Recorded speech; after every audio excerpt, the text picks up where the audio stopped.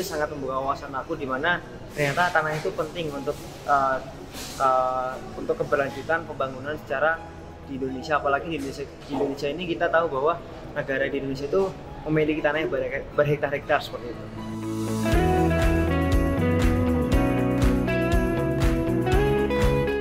Aku sangat banyak insight-nya ya, terutama pada bagian tanah, apalagi saya juga jurusan pertanian yang dimana itu juga menjunjung kelancaran ketahanan pangan di Indonesia.